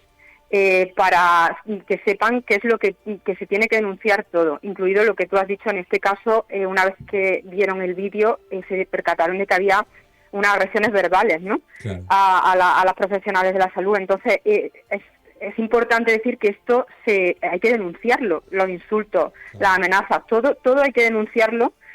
Aunque sea en este caso un poquito más grave, ¿no? Porque incluso pues ha intentado, pues ha dañado el vehículo de la sanitaria y todo, y hay muchos casos que llegan de agresiones físicas, lo hemos visto en otras ocasiones. Entonces, claro, una agresión física pues se denuncia, pero hay que decir a los profesionales sanitarios que aunque sean unas amenazas, tienen que denunciarlo, porque hoy son unas amenazas, pero mañana lo mismo se convierten en algo más grave. Realidad, claro. Y lo que no se denuncia no existe. Entiendo que hace también funciones, María José, un poco de intermediario, ¿no? En estos conflictos. Sí, intermediario, sí. Y asesorar un poco, claro. Es como un policía de proximidad en los centros médicos, ¿no? Parece interesante, la verdad, esta figura. Sí. Esta figura, y luego pues aparte da formación, se dan formaciones en los centros sanitarios, pues para en caso de que ocurran este tipo de agresiones, que cómo tienen que actuar los sanitarios. Además, que si quieres, Lara, si quieres yo puedo dar algunos, por si hay algún sanitario que nos está escuchando, pues algunos consejos así básicos. Por supuesto, claro que sí. Si se encuentran con este tipo de personas que a lo mejor pues no entienden lo que le están diciendo y intentan todo a la brava, y no es así. Entonces, pues si quieres te digo algunos consejillos. Claro que sí, María José, dinos. ¿Sí? Vale, pues mira, si en un momento dado, antes de la agresión, lo que hay que hacer antes de que cuando en el puesto de trabajo, cualquier sanitario tiene que saber buscar una vía de salida, de escape. Esto antes de que tenerlo ya preparado por si en algún momento se encuentra con una persona un poco agresiva o nerviosa. Que estáis dando consejos también, que estáis dando consejos también a los sanitarios, a los profesionales para prevenir las agresiones. Claro, muy bien. Para prevenirlas, sí, porque uno no sabe lo que se va a encontrar. Claro. Seguramente estas médicas ese día no pensaban que iban a insultarlas o a amenazarlas porque no fueran a renovar la... Vamos, yo en situaciones complicadas veo hasta que dejen la puerta abierta, ¿no? De esa consulta para poder salir o lo que tú dices, o tener una segunda vía de escape. Una vía, saber en qué espacio te mueves, claro, y tener pensado una vía de salida abierta. Retirar de los pacientes cualquier objeto o arrojadizo o que pueda, o pues material sanitario. Todos sabemos que uno entra y pues tienen a lo mejor jeringuillas, tienen a lo mejor tijeras, tienen pues todo eso, bien recogido dejarlo en el cajón, ¿no? Exacto, no dejarlo al alcance del paciente. Y también elaborar un plan previo de huida, saber qué es lo que tienes que hacer, dónde está el teléfono para pedir ayuda, que tenerlo cerca, eso es muy importante. Y luego, si en el caso de que llega una agresión, lo primero es no ponerse nervioso, aunque esto es muy fácil decirlo, pero hay que estar en el sitio, pero es verdad que hay que mantener mucho la calma, hablar, mantener la distancia de seguridad. Si hay una mesa, pues mesa por medio y todo lo que para poder repeler una agresión. Hablar con tono pausado y a intentar calmar al paciente. Mientras tanto, intentar avisar. Muy claro. bien. Resumiendo, Entonces, para distancia, esto es importante tono pausado, calma, son muy buenos consejos y además que nos valen para todos en situaciones complicadas cuando alguien se está poniendo violento, ¿no? A ver, eso es extrapolable a cualquier situación, pero en el ámbito sanitario, pues como estamos en ello ahora mismo, y hay una aplicación que hemos hablado en otras ocasiones, y seguro que tú la conoces, Javi, que es la de AlertCops. Es una aplicación que es bastante fácil, intuitiva, y justo tiene un apartado también para este tipo de agresiones sanitarias y demás. Entonces, pues tenerla instalada en el móvil. Hoy en día tenemos muchísimas aplicaciones, pues tener AlertCops y mientras que estamos intentando calmar a esa persona, pues pulsarla. Y por lo menos que sepa, la policía ya sabe dónde estás y qué te está ocurriendo y pues dejar que escuche lo que está ocurriendo. Muy bien. Es una forma de también es verdad que esa aplicación te graba, ¿verdad? Está grabando. Sí. Muy bien. Sí. Escuchar las demandas para ir tomando tiempo mientras es necesario hasta que llegue la ayuda y una escucha siempre activa. Y si no podemos evitar la agresión y finalmente agreden, pues si todavía no ha llegado pues el vigilante de seguridad que haya o la policía o al lugar,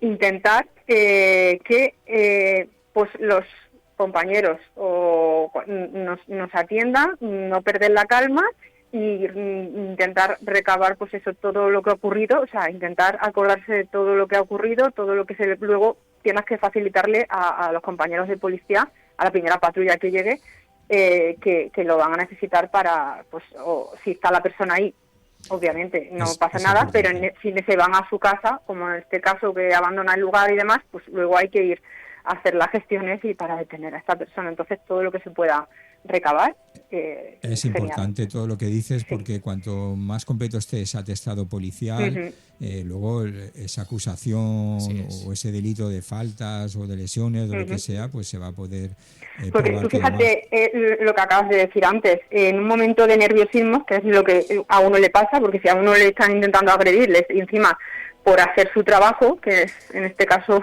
por cuidar, porque estamos hablando de que están intentando agredir a las personas que nos cuidan. Claro. Por eso nosotros tenemos que cuidar de quien nos cuida, el lema nuestro de Policía Nacional. Uno está nervioso y no se da cuenta a lo mejor de lo que te están diciendo. Sí, eso es verdad. Y luego con la grabación resulta que han amenazado de muerte, pero en ese momento uno no se ha dado cuenta.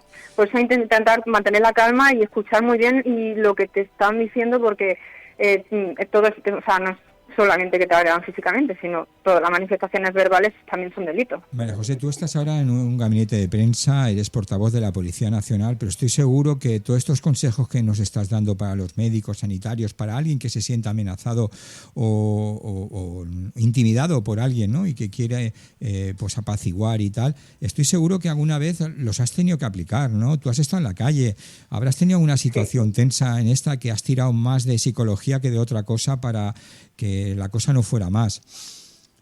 Pues eso, a ver, Javi, eso en el día a día... Es el día a día del policía, ¿verdad? Sí, en el día a día del policía es mucho de psicología, porque todos los compañeros que están en los Zetas seguramente te pueden hablar al día de 3 o 4 casos que han tenido que mucha paciencia, mucha templanza e intentar pues que una situación a lo mejor que está llegando a un límite, pues rebajar la presión y que esa persona pues te haga caso para que no tener que hacer uso de la fuerza, digamos. Claro. Pero algún día nos tienes que contar alguna anécdota tuya del servicio. Uy, no cuentan nunca nada, Javi, no cuentan nunca nada. De esas que digamos, qué bien actuó la policía. Pues María José, muchísimas gracias. Los compañeros gracias. Eso todos los días, te puedo asegurar que todos los días se enfrentan a ello, sí. Pero en este caso, bueno, pues hablando de claro, al final es tu día a día, es el día de un policía, eso lo tiene más que interiorizado, pero en el caso de los los profesionales sanitarios que encima están haciendo su labor para cuidar de nosotros, no debería de existir este tipo de casos. Lamentablemente existen y por eso se creó la figura del interlocutor policial sanitario y pues hay que también ayudarlos a ellos, formarlos y que sepan que están respaldados por los cuerpos y fuerzas de seguridad. Pues muchas gracias, María José. Continuando con la historia, vamos a poner el fin. Vamos a ponerle fin rápido. La mujer y que quería la baja y que había amenazado de muerte, y su madre fueron detenidas, las dos. Bueno, primero fue detenida la madre, como contábamos, pero luego fueron a protestar la hija porque habían detenido a la madre con un grupo también. Y claro, la identificaron allí y también fue arrestada. Pero bueno, han quedado ya en libertad tras tomarles declaración en la comisaría. Se les ha informado de sus consecuencias penales y bueno, ahora ya esperar a lo que diga el juez cuando se celebre este juicio por faltas, porque un juicio por amenaza se queda ahí. Y cuidado, porque los médicos tienen la figura ya de agente de la autoridad, por lo tanto no es lo mismo amenazar a una persona que a un médico o a un policía. Bueno, y de hecho hay un auxiliar y 2 doctoras o 2 que han tenido que pedir la baja porque claro, bueno, esto está... El centro de salud está cerrado porque dicen, alucinante. Hasta aquí estamos dándolo todo para prestar servicio Pero es que a me barriada. ha flipado, Javi. Dame la baja. ¿Y dónde trabajas? No trabajo. Ah, vale, pues nada, hasta luego. De chiste. Tal cual. María José Pérez, como siempre, un auténtico placer, portavoz de la Policía Nacional aquí en Valencia. Un abrazo muy grande, María José, y muchísimas gracias. Juanfran, gracias, Javi. Gracias a vosotros. Javi, muchas gracias. Como siempre, un placer. Nada, semana que viene... Da gusto charlar contigo. Yo también. Yo estoy muy cómodo aquí hablando me lo ha dicho antes Atenea. ¿Tú sabes cuánto duraba antes la sección de la Policía Nacional? No lo sé. 10-15. Mira que ahora ya. Da gusto. Bueno, pues no hay que robarle tiempo a los compañeros. Nada. Me voy. No digas robar, que ahora mismo viene María José con sus colegas. Javi, gracias. Hasta luego. Hacemos una pequeñita pausa y continuamos en Mañana es Tarde.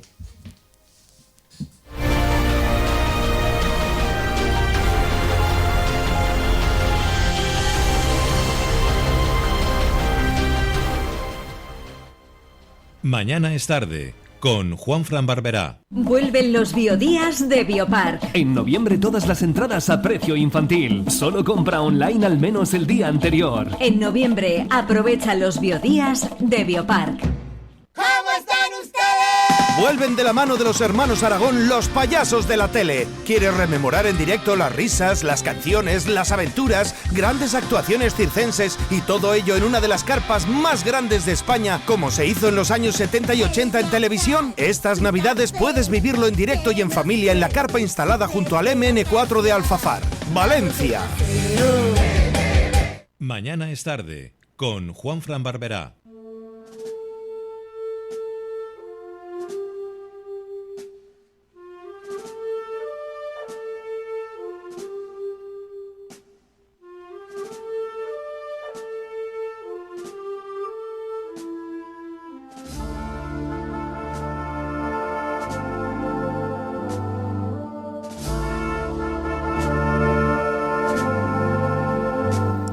La Semana Santa Marinera de Valencia vive este año uno de los momentos más especiales de su historia, así como lo escucháis.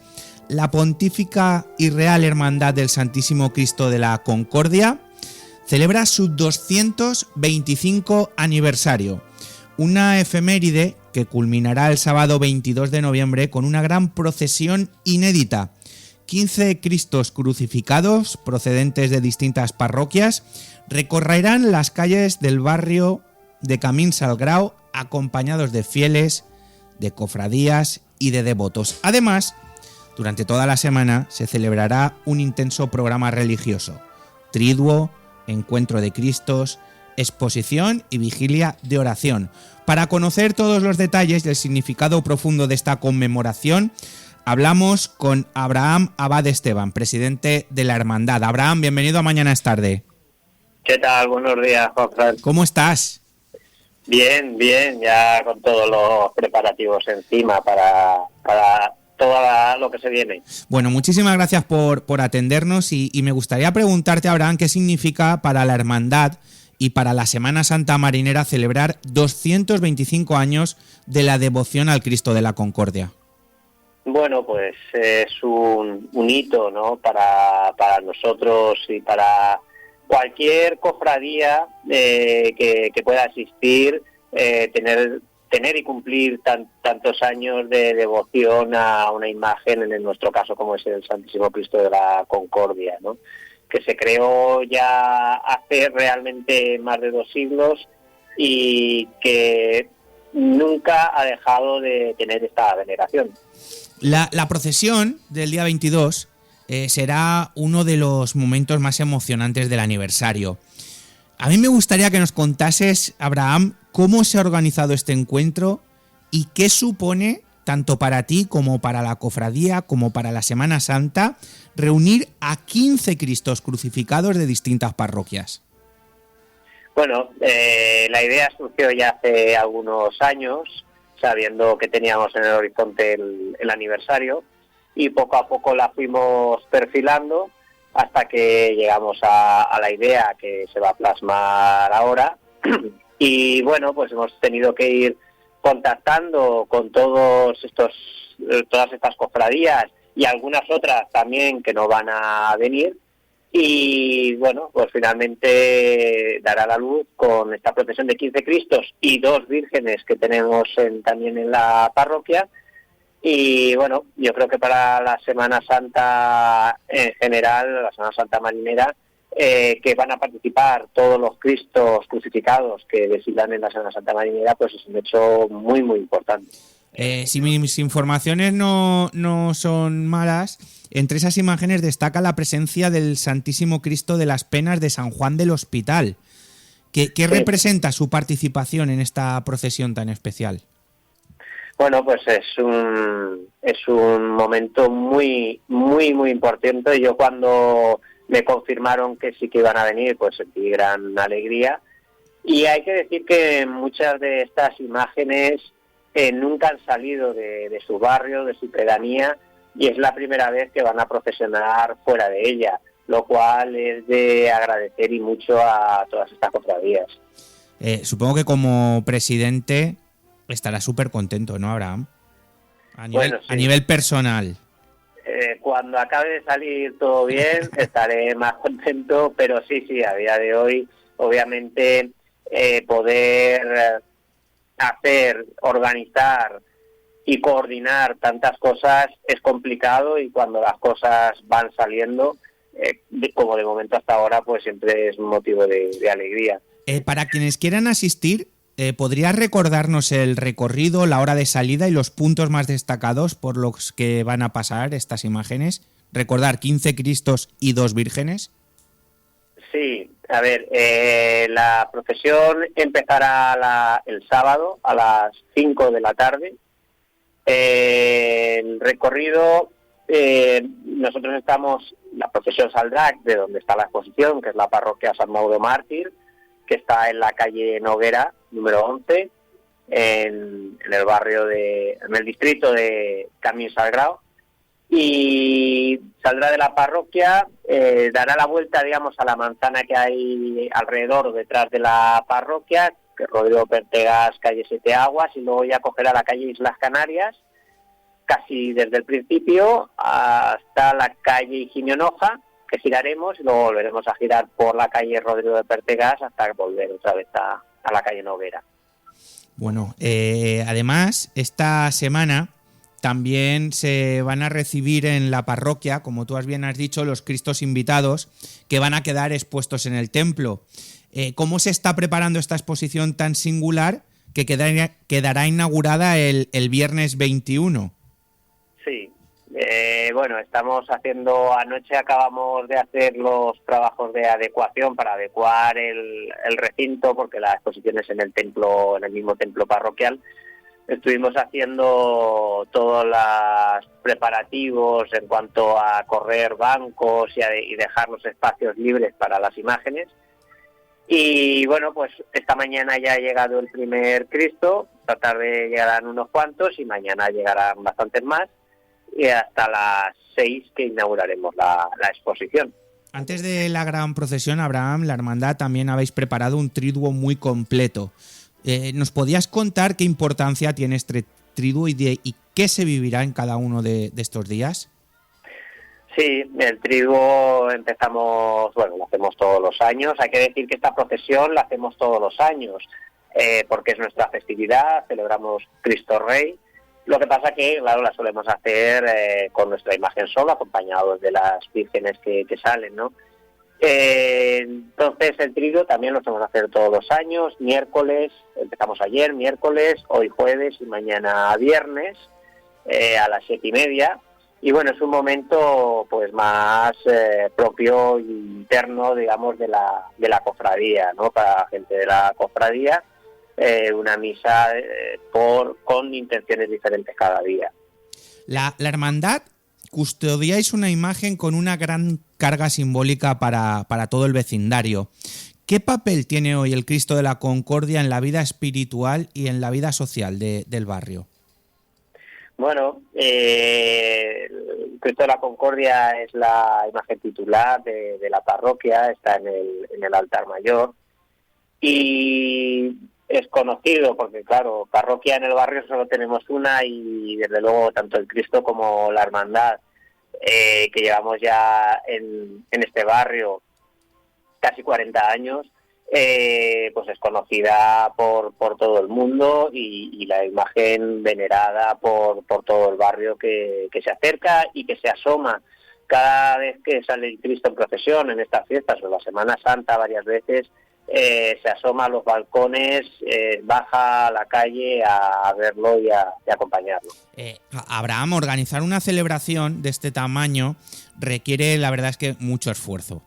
¿Cómo ha respondido la comunidad, los cofrades y las distintas parroquias a esta invitación? Porque creo que va hasta el Cristo de la Fe de Paterna, ¿no? No. Al final se ha caído.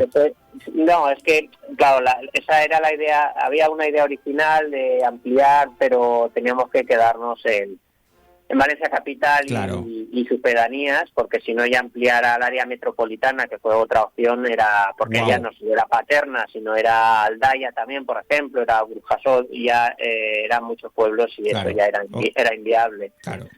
Entonces, bueno, nos hemos quedado con Valencia capital y sus pedanías, que fue una idea de las principales, y bueno, pues con esto, aún así, no todos los que hay van a venir, pero la gran mayoría sí. ¿Qué mensaje te gustaría transmitir en este aniversario a todos los fieles y a quienes participarán en estos actos que culminarán con esta procesión el día 22? Bueno, que primero que vengan a ver la exposición, que va a estar muy, muy bonita. Tanto pueden venir viernes por la tarde, noche, aprovecharían para hacer la vigilia de oración, o el sábado por la mañana. Y luego, por supuesto, que se acerquen a ver la procesión, que ya sabemos que va a haber mucha gente y eso es lo que queremos, que haya mucha gente y que nos acompañen y que tendrán la oportunidad, nunca antes en la historia, de ver 15 Cristos crucificados de los diferentes barrios de la ciudad y de la pedanía juntos en una misma procesión y una misma exposición.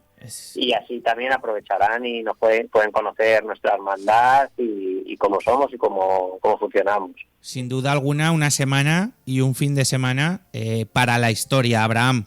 Abraham Abad Esteban, presidente de la Pontificia y Real Hermandad del Santísimo Cristo de la Concordia, muchísimas gracias por compartir con nosotros los detalles de esta conmemoración tan especial. Recordar que el próximo sábado 22 de noviembre tendrá lugar esa procesión del 225 aniversario con la participación de 15 Cristos, 2 vírgenes, y que durante toda la semana, que ya habéis empezado, se celebrarán los actos preparados por vosotros, por la hermandad, y que seguro que va a ir súper bien. Y recordar que el viernes se inaugura la exposición de estas imágenes de estos Cristos crucificados. Abraham Abad Esteban, presidente, gracias por acompañarnos hoy en Mañana es Tarde. Enhorabuena por esta efeméride y enhorabuena por este trabajazo que estáis haciendo, porque al final estamos hablando de Cristos y estamos hablando de religión y estamos hablando de catolicismo en un momento en el que como que nos tienen un poquito así apartados. Pues no, señores. 15 Cristos, 2 imágenes de vírgenes y 225 aniversario, nada más y nada menos, del Santísimo Cristo de la Concordia. Abraham, un abrazo muy grande y enhorabuena. Gracias por todo y nos vemos, y estás invitado a venir a la procesión, así como todos los oyentes. Muchas gracias, Juan Fran. Muchas gracias a ti. Enhorabuena. Hacemos un altito en el camino y enseguida hablamos de literatura. Muerte en Albata, de Jesús Espinosa Andrés. Viene a presentarlo aquí en Mañana es Tarde.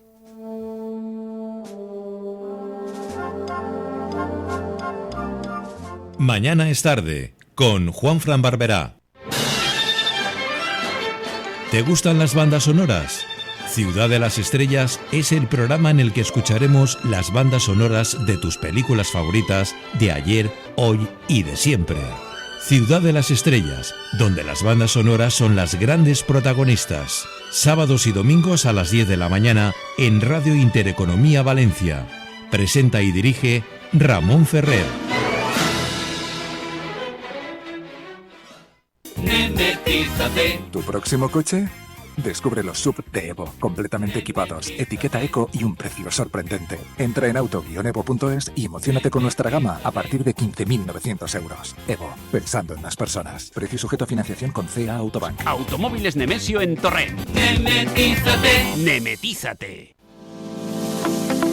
2 nuevas regatas tendrán lugar en las aguas del Náutico de Valencia, el Gran Trofeo Valencia y el Trofeo Levante, ambas de carácter autonómico, las dos en el mejor campo de regatas. Ven a verlas el 22 y 23 de noviembre. Ven a conocer el mejor club náutico de la Comunidad Valenciana.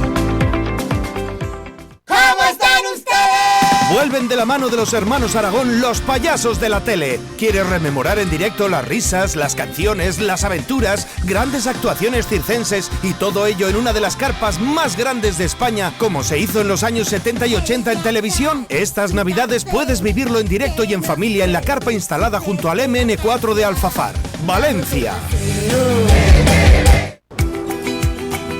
Hay el asado argentino, sus carnes selectas cocinadas sobre brasas, sus empanadas y milanesas. Ahora y siempre el Asador San Telmo ha traído lo mejor de Argentina a Valencia. Disfruta de bifés, entrañas y mollejas, chuletones, tiras de asado, lomos y solomillos en el corazón del barrio de Ruzafa. San Telmo, tu asador argentino.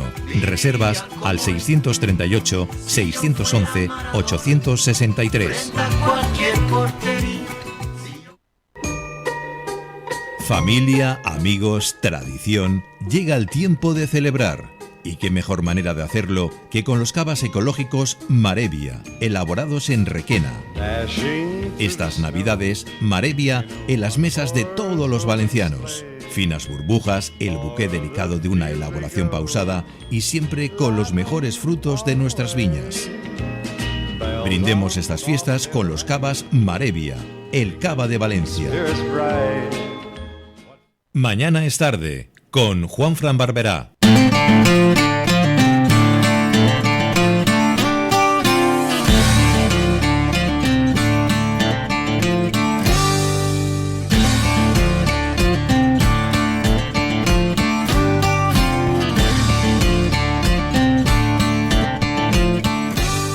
Continuamos en Mañana es Tarde. Hoy queremos detenernos en una de esas novelas que nacen de un lugar íntimo, familiar y que terminan convirtiéndose en un retrato colectivo de una época. Hablamos de Muerte en Albata, el debut literario de Jesús Espinosa Andrés, arquitecto técnico de profesión, que ha decidido reconstruir un fragmento silenciado de la memoria de su propia familia. Para hablar de la novela, cuento hoy con la inestimable colaboración de una persona que lo conoce bien, que es Javier Raga. Javi, muy buenas. Buenas. Hoy no hablas de libros, o sea, hoy no hablas de discos, hoy hablas de libros. Sí, bueno, aquí hablamos de todo. Bueno, pues ambientado en Albata, trasunto del municipio valenciano de Campo Robles, luego te contaré fuera de micro, la discoteca de Campo Robles. Yo tengo ahí una historias, anécdota. ¿no? Sí, pero además chunga. La novela nos va a adentrar en los años 30 y 40 para mostrarnos la crudeza de un tiempo marcado por el poder, el miedo, el caciquismo y sobre todo por las heridas que deja la muerte cuando se instala en un pueblo pequeño. Jesús Espinós, Andrés, bienvenido a Mañana es Tarde. Pues muchas gracias. ¿Cómo estás? Hallado. Pues muy bien, muy contento. ¿Cuántas entrevistas has hecho ya? 2, por ahora 2. No está mal. Javi. Bueno, habrá que ponerle nota cuando acabemos. Estamos en ello, ¿eh? Ya está puntuando ya desde este momento. Me parece bien. Bueno, Jesús, este es tu primer libro, ¿no? Y parte de una historia real de tu propia familia. Eso es. ¿En qué momento decidiste que aquello que habías heredado en forma de silencio debía convertirse en una novela? Pues mira, esto ocurrió una casualidad. Muchas veces para empezar a escribir pues se tienen que dar casualidades, ¿no? Y para esto se dio una de ellas. Y es que yo iba realizando un viaje en carretera con el coche, iba por el norte de España y puse un podcast de estos que están ahora tan de moda, ¿no? Un podcast de crímenes reales. Y bueno, pues en ese podcast se hablaba de un crimen que había ocurrido en los años 30 en un pueblo de Lleida y que había una mujer involucrada, ¿no? Entonces a mí eso es como que me encendió una especie de bombilla y me acordé pues eso, de que mi madre me había contado en el año 2012 que en nuestra familia había ocurrido pues eso, un crimen, ¿no? Una historia así. Entonces eso fue lo que me dije, ostras, pues quizás puedo lanzarme a escribir esta historia, ¿no? En el libro dices que como arquitecto técnico te dedicas a diseñar puentes, ¿no? Y que esta obra es también un puente entre un pasado oculto y un presente que necesita comprender ese pasado. ¿Cómo ha sido ese proceso de... Mira, ahora que está tan de moda, Javi, el proceso de reconstrucción? Es verdad, sí. Bueno, yo de formación soy arquitecto técnico, pero ahora me estoy dedicando a diseñar puentes, ¿no? Y es verdad que esto lo escribió Álvaro Ibáñez, que es el editor, ¿no? Que me he dedicado a construir ese puente entre ese pasado olvidado, ¿no? y el presente. El proceso ha sido algo, algo muy bonito, porque además lo he vivido con mi madre en paralelo.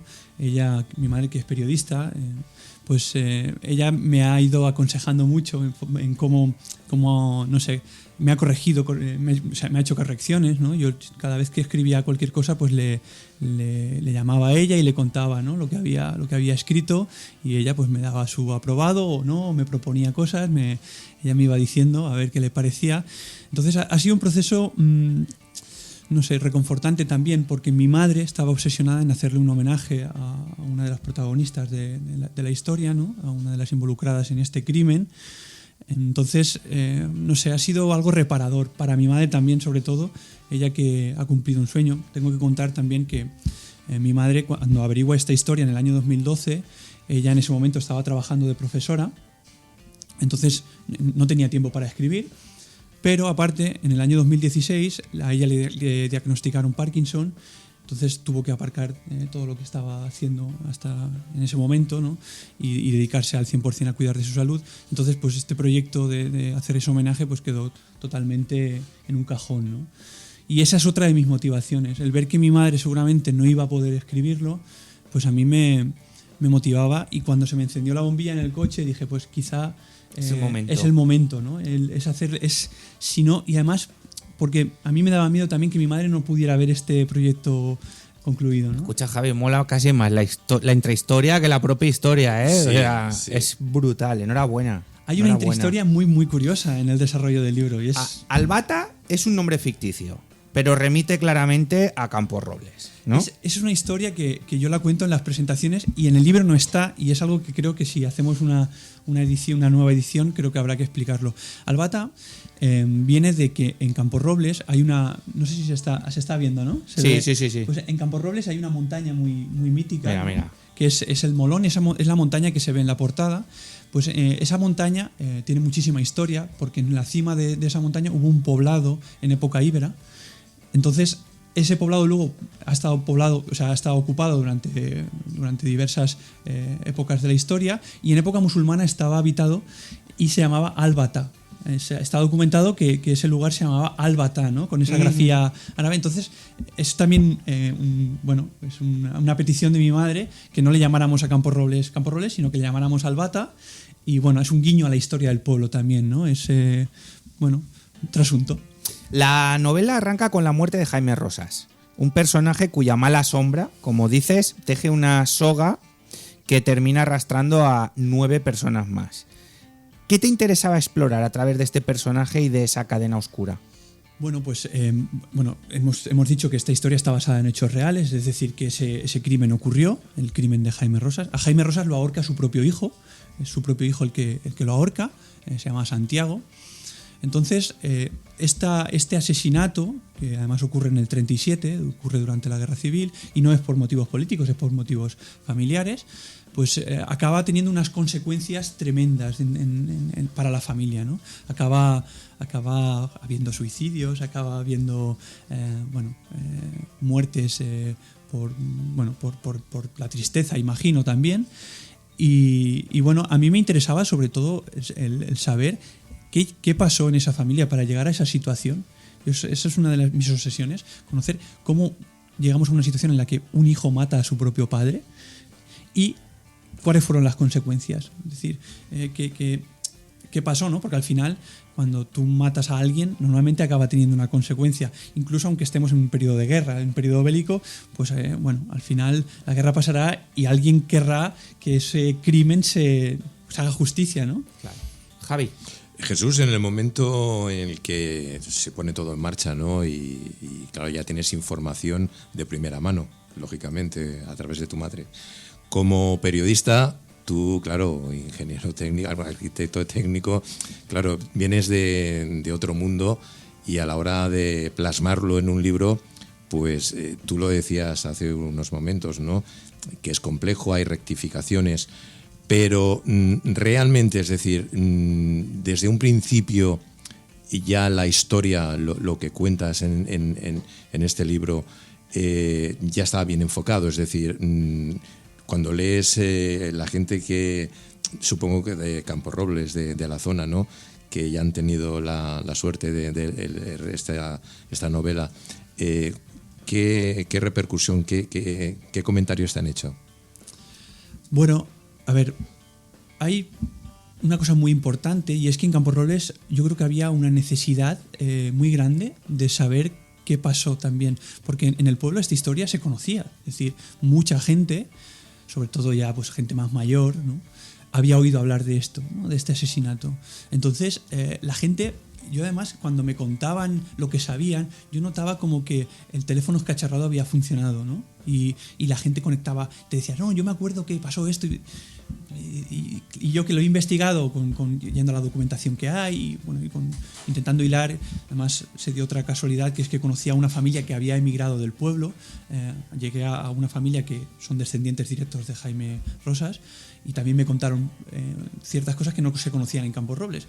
Entonces yo noté que en Camporrobles la gente quería saberlo, quería saber qué había pasado, y eso, bueno, pues ha sido una de las claves de que en Camporrobles por ahora la historia haya sido un éxito, porque creo que allí hemos vendido pues más de 600 novelas.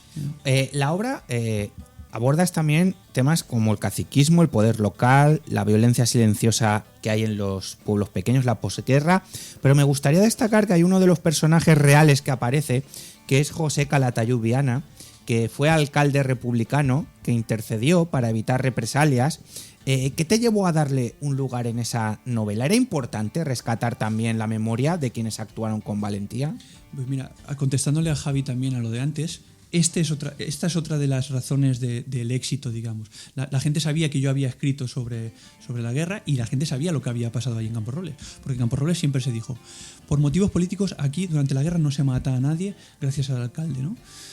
Yo, aunque cuando me puse a redactar la novela quería evitar al máximo hablar de la guerra, porque ya sabéis que es un tema muy muy complejo y siempre trae muchos problemas, yo dije, bueno, quizá yo tengo la suerte de que aquí en Camporrobles no hubo muertes, entonces no hubo muertes durante la guerra, digamos, entonces eso quizás me puede venir bien. Y dije, y además aprovecho y le hago un homenaje merecidísimo a ese alcalde, al tío Calata, que se le conoce. Entonces dije, ostras, pues venga, vamos con ello, ¿no? Vamos a lanzarnos a investigar qué pasó realmente. Entonces investigué, y sí, este hombre la verdad que tuvo un comportamiento heroico y además democrático. Tuvo un comportamiento muy muy democrático, porque hay un episodio que es, bueno, no lo voy a detallar, pero con un cura, ¿no? ahí en el pueblo se da la circunstancia que pasa un cura por ahí y le quieren matar. Entonces él salva a ese cura, ¿no? Una clase de republicanos salvando a un cura. Es algo que dices, ostras. Y entiendo que él tenía ese decir, pero ¿por qué vamos a matar a este hombre? ¿Qué nos ha hecho? Ya. Entonces, a mí eso me generaba una admiración muy grande, ¿no? Y visto desde el presente...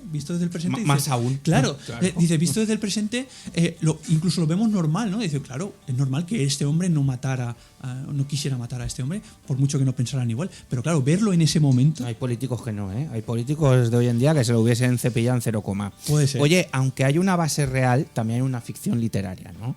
Porque evidentemente no va a ser todo ahí a 100% real. ¿Cómo fue el equilibrio y para que te funcione como novela? Y luego me gustaría preguntarte, porque nos queda muy poquito tiempo, si escribir este libro ha sido para ti una forma de cerrar un duelo familiar. Eso es. A ver, ¿cómo ha sido escribirlo? Mira, mi madre me dijo, una de las cosas que me dijo mi madre, me dijo, Jesús, lo que tú has hecho es que teníamos de un puzzle teníamos todas las piezas de fuera.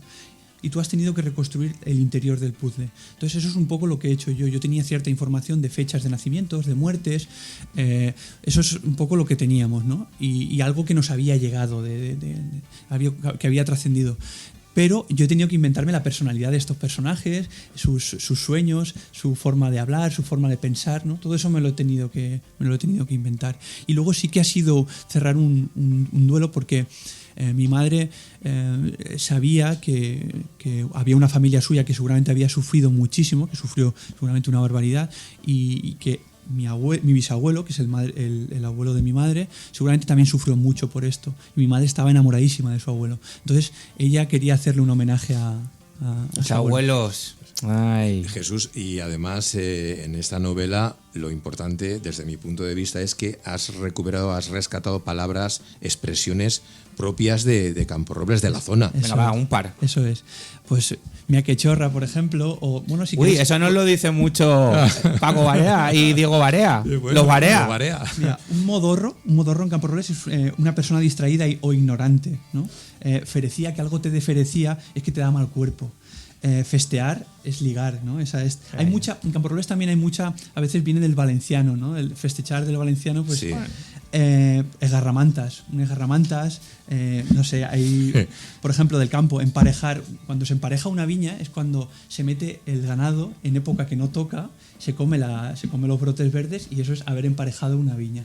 Pues hay las portás son las puertas de una casa. También lo habrás tenido que investigar, claro. Sí. Algunas las sabrías, pero otras claro. no. Yo el conocimiento también he vivido mucho en Camporrobles, o sea, nunca he estado allí, que no he vivido en 3 semanas, digamos, pero he ido muchísimo y tengo mis mejores amigos son de Camporroles, entonces el veranito, el verano, las fiestas. Oye, ya nos lo has dicho que has tenido una recepción espectacular, la novela en el pueblo.